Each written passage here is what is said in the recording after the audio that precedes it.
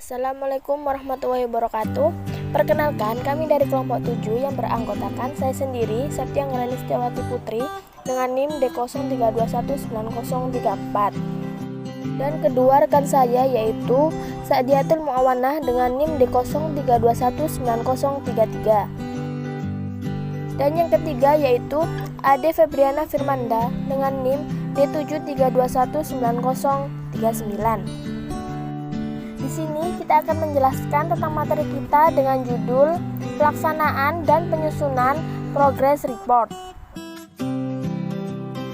Materi yang pertama tentang pengertian pelaksanaan proyek. Pelaksanaan proyek adalah usaha yang dilakukan untuk melaksanakan rencana aktivitas yang sudah diorganisasikan untuk mencapai tujuan dengan menggunakan anggaran dan sumber daya yang tersedia dengan batas waktu yang telah ditentukan. Setelah proyek direncanakan secara matang dengan skala perhitungan dan pertimbangan, untuk langkah selanjutnya yaitu melaksanakan perencanaan proyek tersebut. Pelaksanaan dari rencana proyek yang direalisasikan dalam Project Management Plan inilah yang disebut dengan pelaksanakan atau eksekusi proyek. Pada intinya, eksekusi proyek adalah tindakan lanjut dari apa yang telah dituangkan dalam Project Management Plan. Materi yang kedua mengklarifikasi kebutuhan pelaksanaan proyek. Kegiatan dalam pelaksanaan proyek merupakan proses dan prosedur yang diselenggarakan bersama antara pihak kontraktor, konsultan, dan stakeholder sebagai pemenang modal sistem informasi pada manajemen proyek perlu dilakukan untuk memberikan sebagai kemudahan pada pelaksanaan proyek yang dijalankan.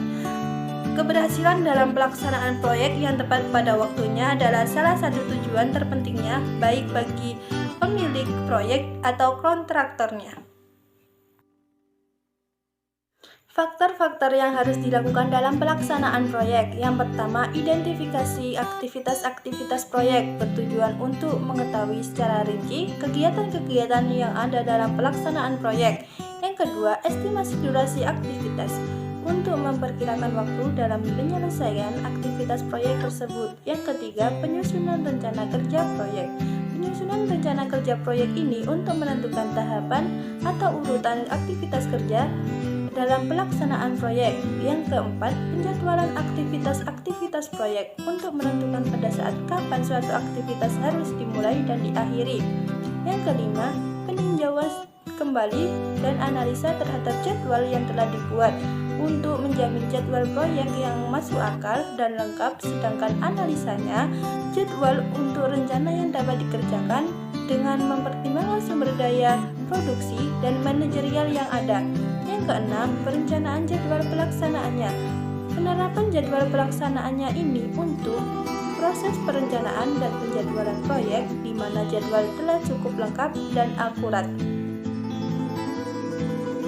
Materi selanjutnya yaitu laporan kemajuan atau progress report proyek. Dalam setiap kemajuan sebuah proyek perlu membuat laporan mengenai evaluasi kemajuan proyek yang dibuat dari awal hingga akhir pelaksanaan proyek. Laporan ini dibuat untuk mengetahui kemajuan proyek. Laporan ini biasanya dibagi menjadi 3 hal, yaitu yang pertama yaitu laporan harian. Laporan harian ini biasanya mencantumkan semua peristiwa yang sedang berlangsung pada saat itu juga, antara lain yaitu yang pertama jumlah tenaga kerja beserta keahliannya yang sedang bekerja pada hari itu juga dengan jumlah dan jam kerjanya. Yang kedua yaitu jenis pekerjaan yang sedang dilakukan pada hari itu. Yang ketiga yaitu jenis dan jumlah bahan bangunan yang digunakan pada hari itu. Yang keempat, jenis dan jumlah peralatan pekerjaan yang digunakan.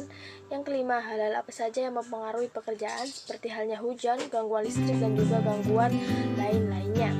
Yang keenam yaitu instruksi yang diberikan dan pekerjaan yang diperiksa oleh konsultan pengawas.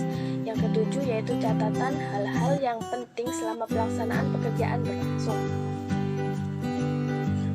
Yang kedua yaitu laporan mingguan. Laporan mingguan ini merupakan bentuk dari pertanggungjawaban yang tertulis mengenai kegiatan yang sudah dijelaskan selama 1 minggu. Laporan ini biasanya dibuat oleh kontraktor atau konsultan pengawas untuk diberikan kepada owner atau pemilik proyek. Dengan adanya laporan ini, maka proses pelaksanaan pekerjaan bisa diakseskan dengan baik. Hal-hal yang perlu diketahui pada laporan mingguan ini antara lain yaitu yang pertama, jumlah tenaga kerja dan kualitas pekerjaan pekerjaan setiap minggu. Yang kedua yaitu kemajuan pekerjaan setiap minggu. Yang ketiga yaitu biaya laporan mingguan untuk kemajuan pekerjaan. Yang ketiga yaitu laporan bulanan. Laporan bulanan ini biasanya dilakukan pada setiap akhir bulan dengan dibuat evaluasi kemajuan pekerjaan berdasarkan laporan mingguan. Laporan bulanan ini biasanya berisi tentang hambatan-hambatan yang sedang terjadi pada saat pelaksanaan pekerjaan, keterlambatan karena gangguan cuaca atau masalah lainnya, serta tindakan yang diambil sebagai upaya penanganan. Laporan bulanan ini biasanya digunakan untuk pertanggungjawaban dari konsultan pengawas terhadap kondisi fisik pelaksanaan konstruksi pada setiap bulannya selama proyek ini berlangsung. Baik, materi selanjutnya adalah praktik penggunaan kurva S dalam menyusun laporan kemajuan atau progress report proyek. Kurva S adalah suatu metode perhitungan yang digunakan dalam manajemen proyek yang menggambarkan data kumulatif sebuah proyek. Dalam pelaksanaan proyek konstruksi, seorang kontraktor perlu membuat suatu perencanaan dalam hal waktu dan biaya yang diperlukan selama melaksanakan pekerjaan. Perencanaan tersebut bisa berupa kurva S. Kurva S bisa digunakan sebagai indikator terlambat tidaknya suatu proyek pekerjaan. Manfaat dan kegunaan kurva S. Yang pertama adalah kurva S sebagai pedoman keuangan proyek. 2. Kurva S dapat digunakan oleh kontraktor sebagai informasi kapan waktu yang tepat untuk melakukan pembayaran tagihan kepada supplier. 3. Kurva S dapat menunjukkan pekerjaan apa saja yang terdapat di lintasan kritis.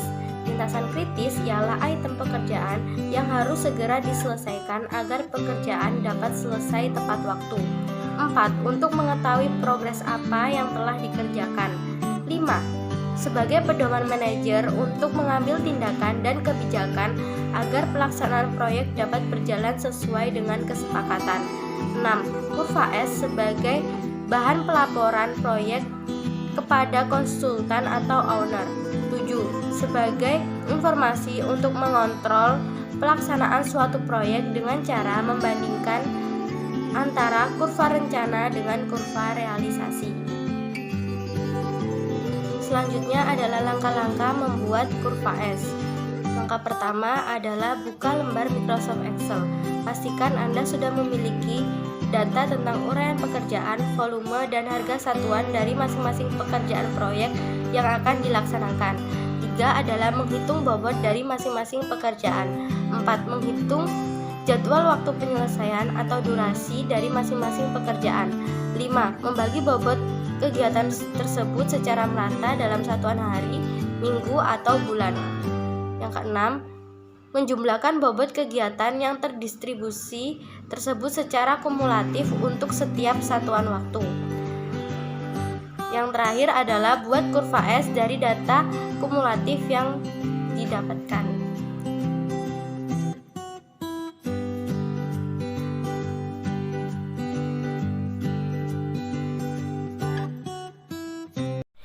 Sekian pemaparan materi dari kelompok 7. Kurang lebihnya kami mohon maaf dan kami ucapkan terima kasih.